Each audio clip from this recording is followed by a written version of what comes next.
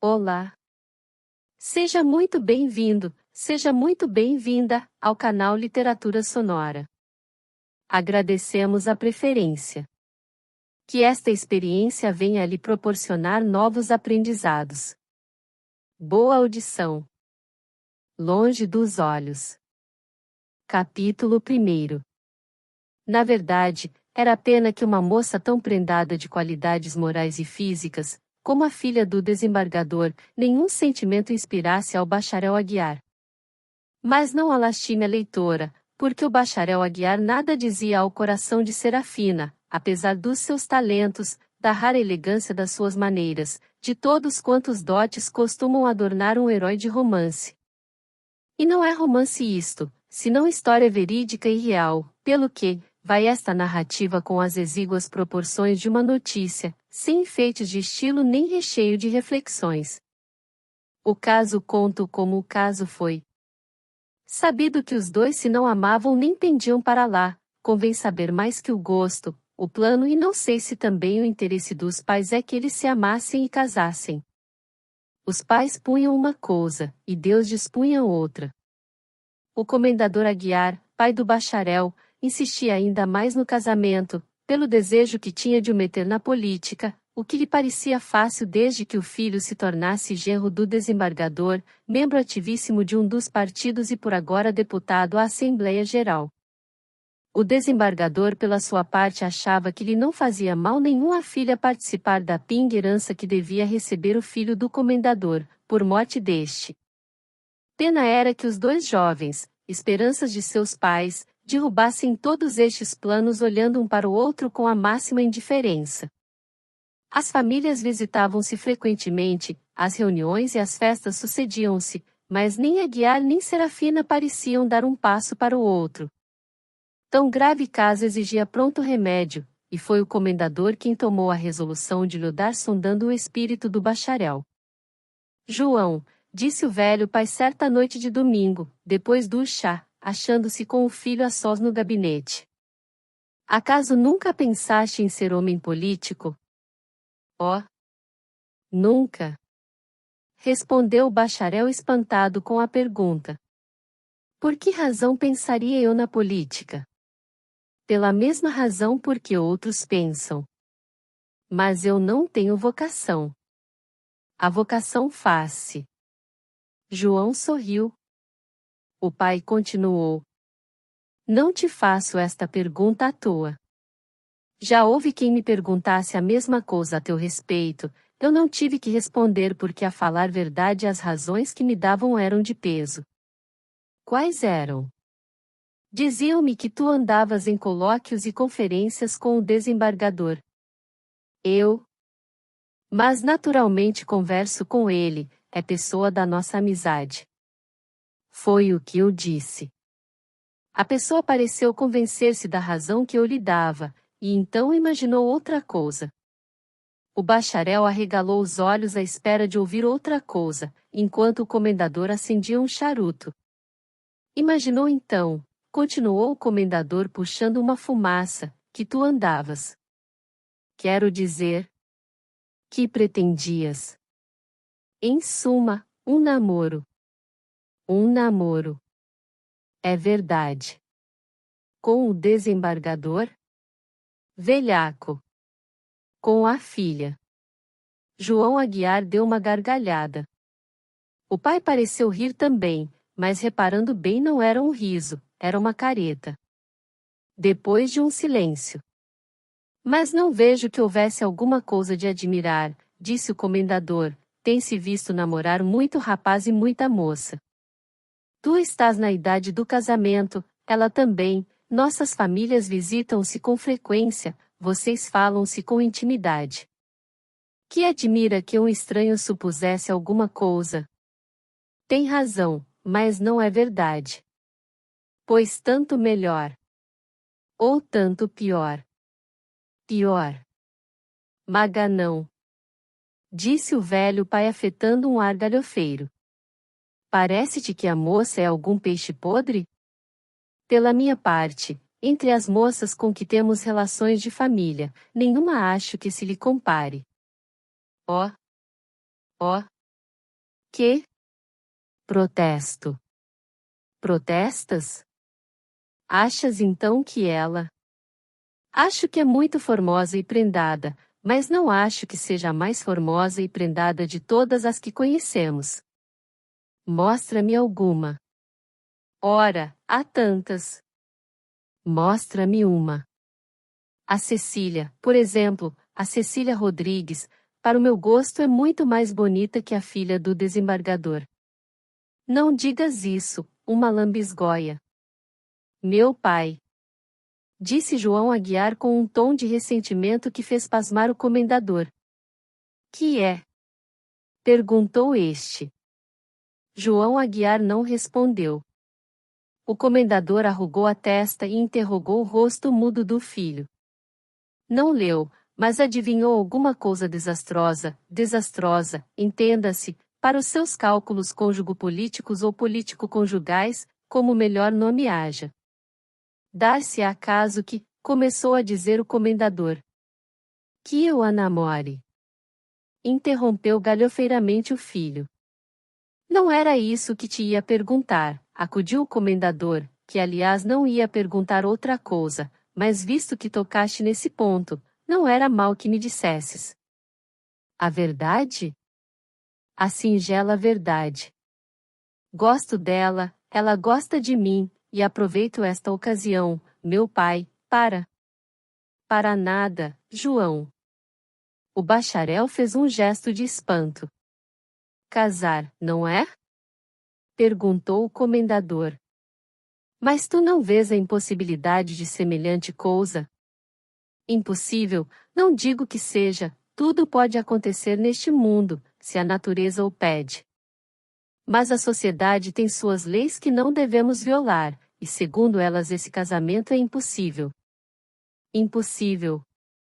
Tu levas-lhe em dote os meus bens, a tua carta de bacharel e um princípio de carreira.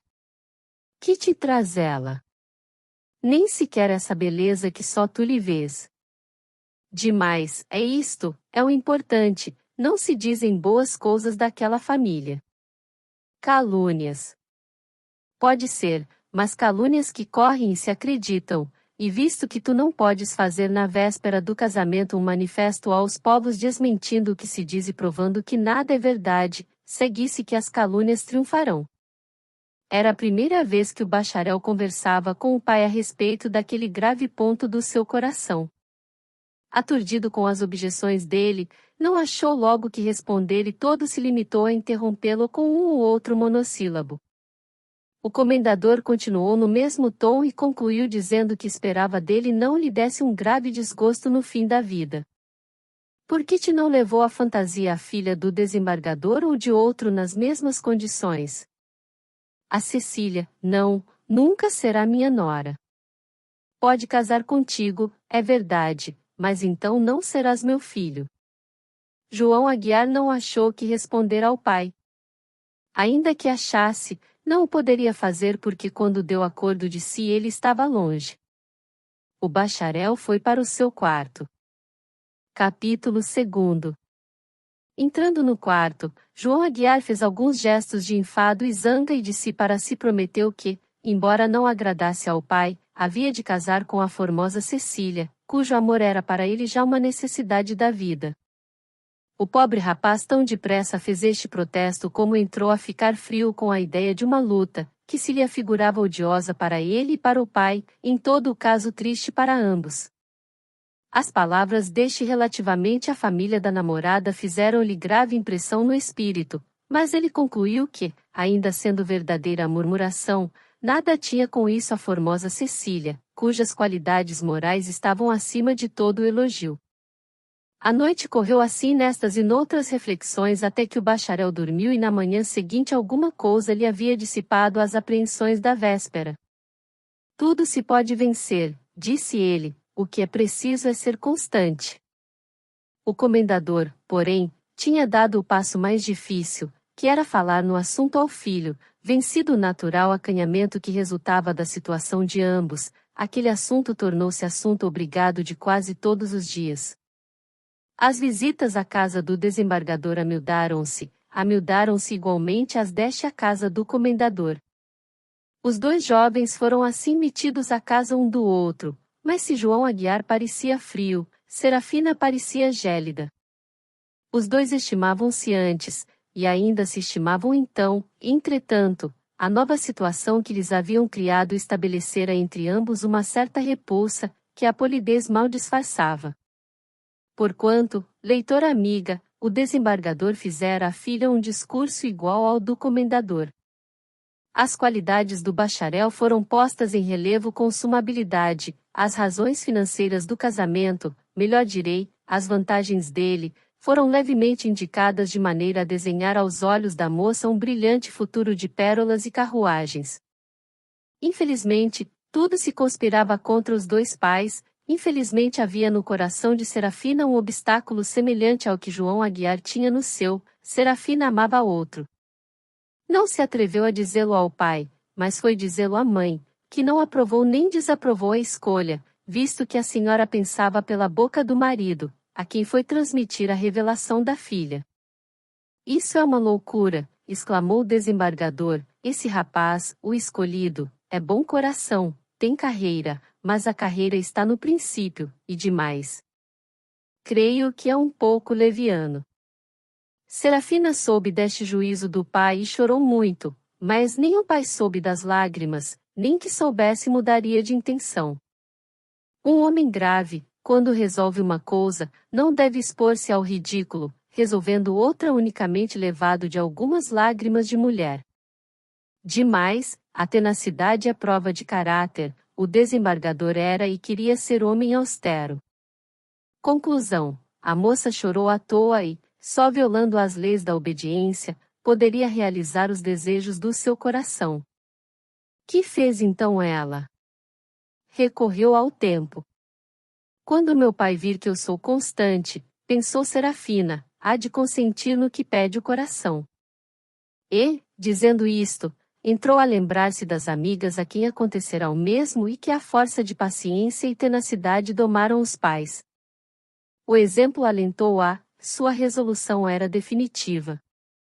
Outra esperança tinha a filha do desembargador, era que o filho do comendador se casasse, o que não era impossível nem improvável.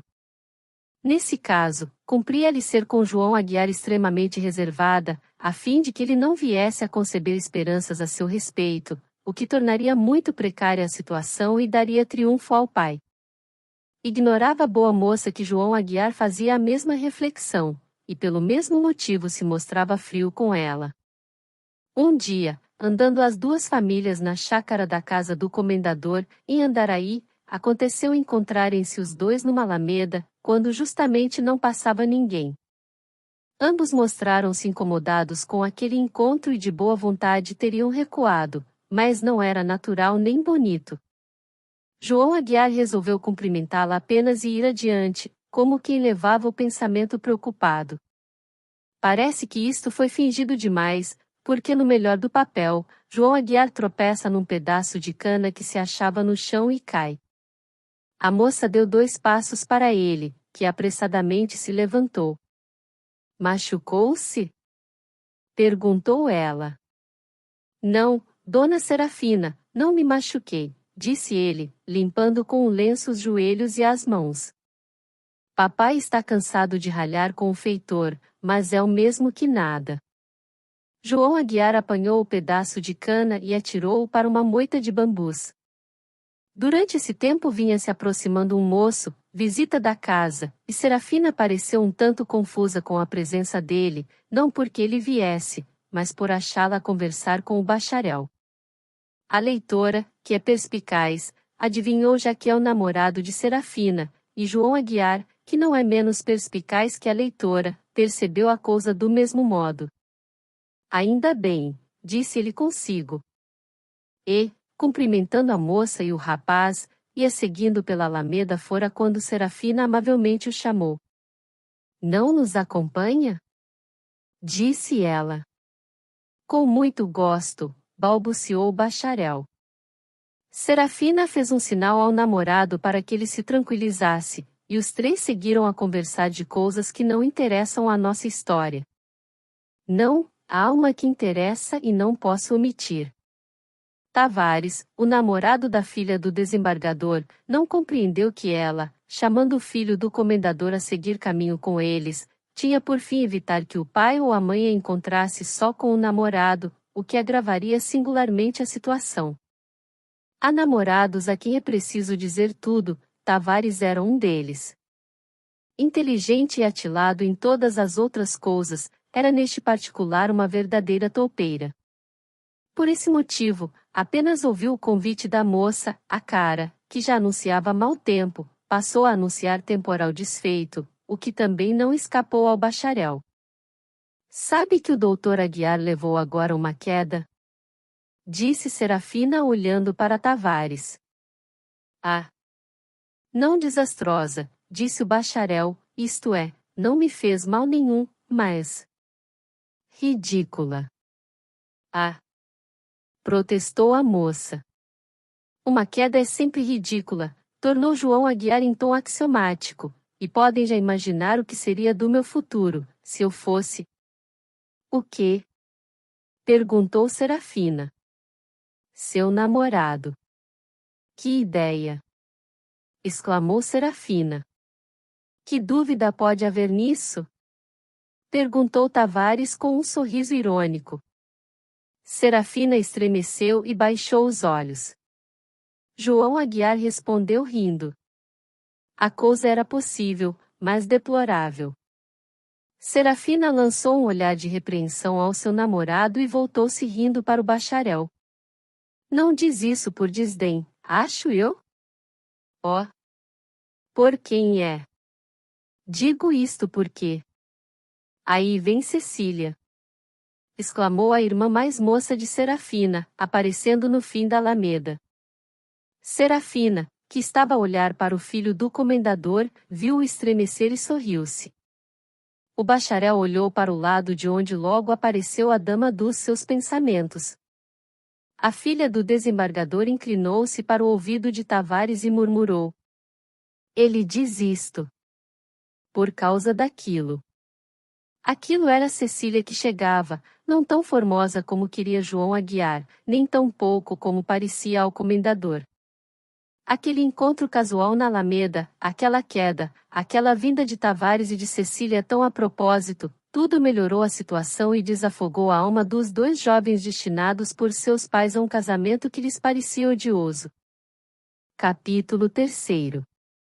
De inimigos que deviam ser os dois condenados ao casamento, passaram a ser naturalmente aliados. Esta aliança veio devagar, porque, apesar de tudo, ainda se passaram algumas semanas sem que nenhum deles comunicasse ao outro a situação em que se achava. O bacharel foi o primeiro que falou, e não ficou pouco pasmado ao saber que o desembargador nutria a respeito da filha igual plano ao de seu pai. Haveria acordo dos dois pais? Foi a primeira pergunta que ambos fizeram consigo mesmos, mas, houvesse ou não, o perigo para eles não diminuía nem aumentava. Oh! Sem dúvida, dizia João Aguiar, sem dúvida que eu seria muito feliz se os desejos de nossos pais correspondessem aos de nossos corações, mas há um abismo entre nós e a união seria uma desgraça, concluía afoutamente a moça. Pela minha parte, confio no tempo, confio sobretudo em mim, ninguém leva uma moça à força para a igreja e quando tal coisa se fizesse ninguém lhe podia arrancar dos lábios uma palavra por outra. Todavia, nada impede que a liga de nossos pais, disse João Aguiar, opuséssemos nós uma liga. Nós quatro. A moça abanou a cabeça. Para quê? Disse ela. Mas a verdadeira liga é a vontade. Sente-se com força de ceder? Então é que não ama. Oh! Amo como se pode amar. Ah! A senhora é bela, mas Cecília também o é, e o que eu vejo nela não é a beleza, quero dizer as graças físicas, é a alma incomparável que Deus lhe deu. Amam-se há muito? Há 7 meses. Admira que ela nunca me dissesse nada. Talvez receio. De quê? De revelar o segredo do seu coração. Bem sei que não há crime nisto, todavia pode ser que por um sentimento de descrição exagerada. Tem razão, disse Serafina depois de alguns instantes, também eu nada lhe disse a meu respeito. Demais, entre nós não há grande intimidade. Mas deve haver, há de haver, disse o filho do comendador. Vê-se que nasceram para ser amigas, ambas tão igualmente boas e belas. Cecília é um anjo. Se soubesse o que me disse quando eu lhe contei a proposta de meu pai. Que disse? Estendeu-me a mão apenas, foi tudo quanto me disse, mas esse gesto era tão eloquente. Eu traduzi-o por uma expressão de confiança. Foi mais feliz do que eu? Ah! Mas não falemos nisto. O essencial é que tanto eu como o Senhor tenhamos feito uma boa escolha. O céu há de proteger-nos, estou certa disso. A conversa continuou assim por este modo singelo e franco. Os dois pais, que ignoravam absolutamente o objeto da conversa deles, imaginavam que a natureza os ajudava no plano do casamento e, longe de impedir, lhes facilitavam as ocasiões.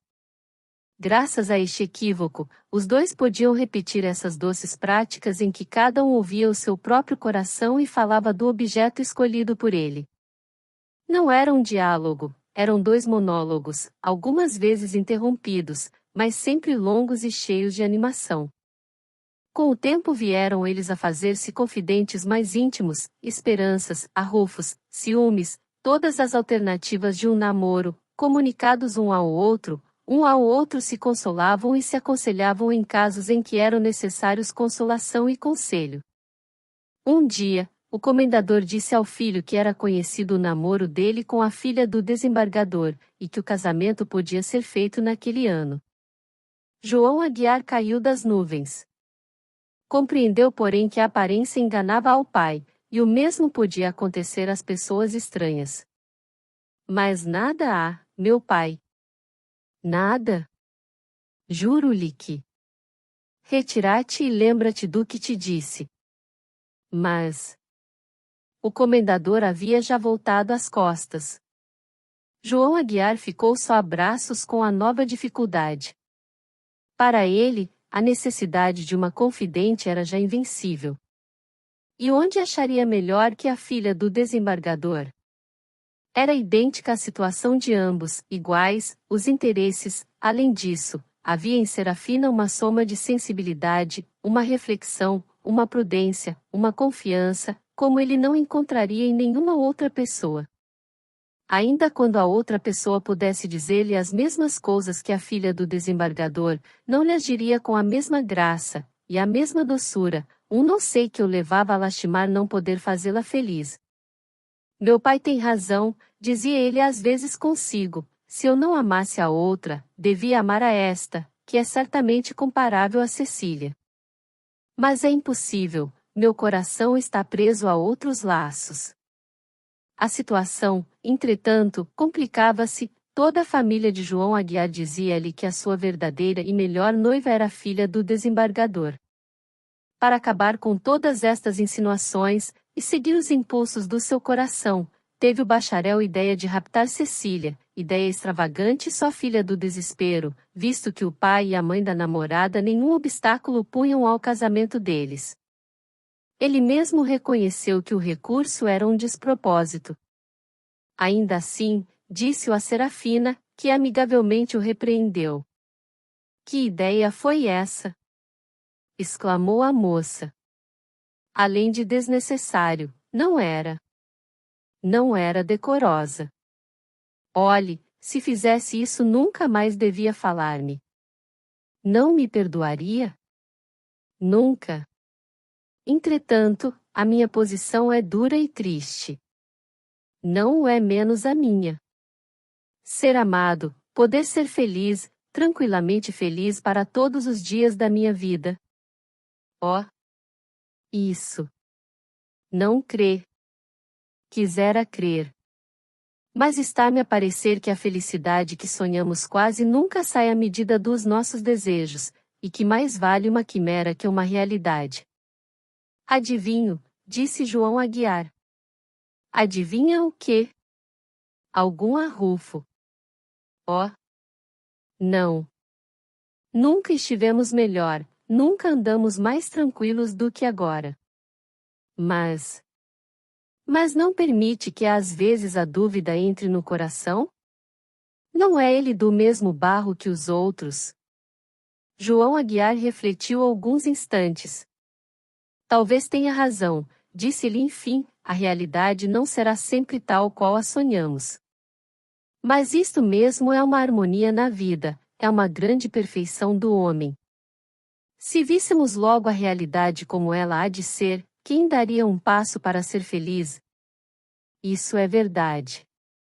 Exclamou a moça e deixou-se ficar pensativa enquanto o bacharel lhe contemplava a admirável cabeça e a graciosa maneira com que ela trazia os cabelos penteados.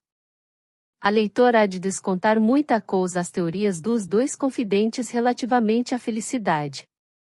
Pela minha parte, posso afiançar que João Aguiar não pensava uma só palavra que disse, não o pensava antes, quero eu dizer, ela porém tinha o secreto poder de lhe influir as suas ideias e sentimentos.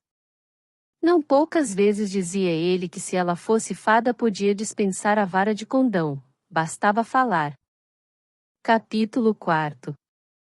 Um dia, Serafina recebeu uma carta de Tavares dizendo-lhe que não voltaria mais à casa de seu pai, por este lhe haver mostrado má cara nas últimas vezes que ele lá estivera.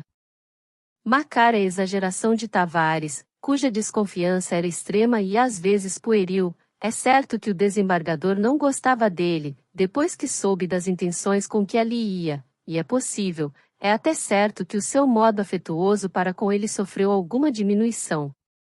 A fantasia de Tavares é que fez daquilo má cara.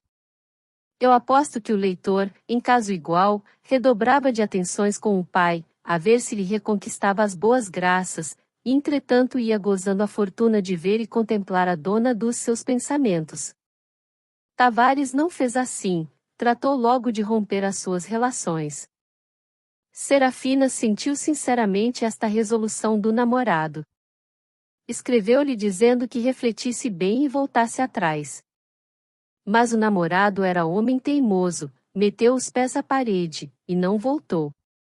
Jurar-lhe amor, isso fez ele, e não deixava de lhe escrever todos os dias, cartas muito longas, muito repassadas de sentimento e de esperanças. João Aguiar soube do que se passará e procurou por sua vez dissuadi-lo da funesta resolução. Tudo foi baldado. A desconfiança é o único defeito dele, dizia Serafina ao filho do comendador, mas é grande. É um defeito bom e mau, observou João Aguiar. Não. É sempre mau. Mas como não há criatura perfeita, é justo relevar-lhe esse único defeito. Oh! De certo, contudo. Contudo? Preferia que o defeito fosse outro. Outro qual? Outro qualquer. A desconfiança é uma triste companheira, arreda toda a felicidade. Eu a esse respeito, não tenho motivo de queixa. Cecília tem a virtude oposta num grau que me parece excessivo. Há nela um quê de simplória. Ó! Aquele ó! De Serafina foi como que um protesto e repreensão, mas acompanhado de um sorriso, não digo aprovador, mas benévolo. Defendia a moça ausente, mas talvez achasse que João Aguiar tinha razão. 2 dias depois adoeceu levemente o bacharel. A família do desembargador foi visitá-lo. Serafina escrevia-lhe todos os dias. Cecília, é inútil dizê-lo, escrevia-lhe também. Mas havia uma diferença, Serafina escrevia melhor, havia mais sensibilidade na sua linguagem. Pelo menos, as cartas dela foram relidas mais vezes que as de Cecília. Quando ele se levantou da cama, estava bom fisicamente, mas recebeu um golpe na alma. Cecília ia para a roça durante 2 meses, eram manias do pai. O comendador estimou este incidente, supondo que de uma vez para sempre o filho a esqueceria. O bacharel, entretanto, sentiu muito a separação. A separação efetuou-se daí a 5 dias. Cecília e João Aguiar escreveram um ao outro grandes protestos de amor. 2 meses. Dizia o bacharel da última vez que lhe falará, 2 meses é a eternidade. Sim, mas havendo constância. Oh!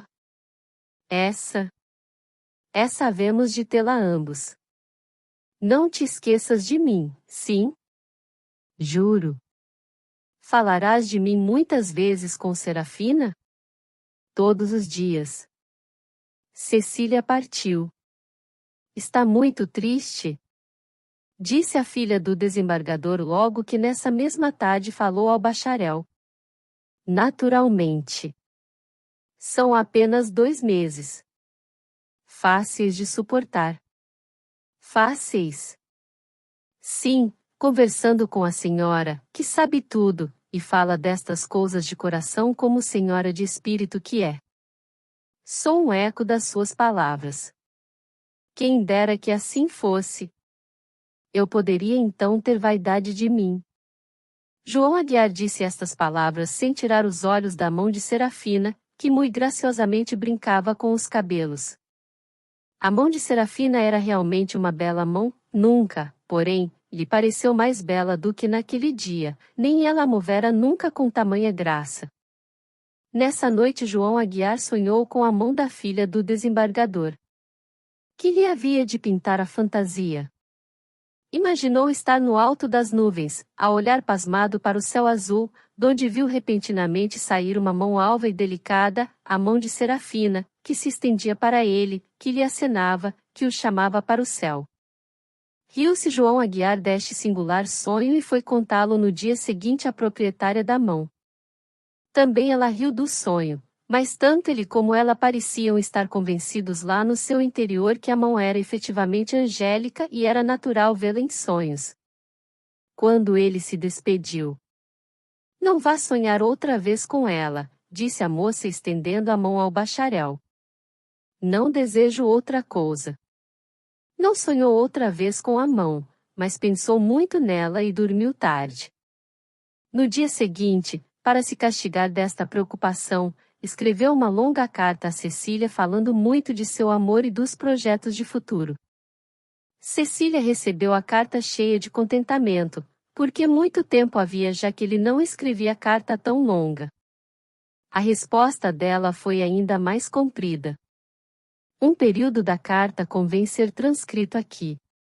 Dizia assim: se eu fosse ciumenta, se eu fosse desconfiada, havia de te dizer agora muito duras coisas. Mas não digo, descansa, amo-te e sei que me amas. Mas por que havia eu de dizer duras coisas? Porque nada menos de 14 vezes falas no nome de Serafina. 14 vezes. Mas são 14 vezes em 14 páginas, que são todas minhas. João Aguiar não se lembrava de haver escrito tanta vez o nome da filha do desembargador, lembrava-se porém de haver pensado muito nela enquanto escrevia a carta. Felizmente nada mal resultara, e o jovem namorado achou que ela tinha razão na queixa. Nem por isso deixou de mostrar o trecho acusador à namorada do Tavares, que sorriu e agradeceu a confiança. Mas foi um agradecimento com a voz trêmula e um sorriso de íntima satisfação. Parece que as 14 páginas deviam servir para longo tempo, porque a seguinte carta foi apenas de 2 e meia. A moça queixou-se, mas com brandura, e concluiu pedindo-lhe que fosse vê-la à roça, ao menos por 2 dias, visto que o pai resolvera lá ficar mais 4 meses, além do prazo marcado para a volta. Era difícil ao filho do comendador ir lá ter sem oposição do pai. Imaginou porém um meio bom, e inventou um cliente e um processo, ambos os quais o digno comendador engoliu, cheio de satisfação. João Aguiar partiu para a roça. Ia por 2 dias apenas, os 2 dias correram nas delícias que o leitor pode imaginar, mas com uma sombra, uma coisa inexplicável. João Aguiar, ou porque aborrecesse a roça ou porque amasse demais a cidade, sentia-se um pouco tolhido ou não sei que seja. No fim de 2 dias desejava ver-se outra vez no bulício da corte. Felizmente, Cecília procurava compensar-lhe os tédios do lugar, mas parece que era excessiva nas mostras de amor que lhe dava, pois o digno bacharel dava sinais de impaciência. Serafina tem mais comedimento, dizia ele.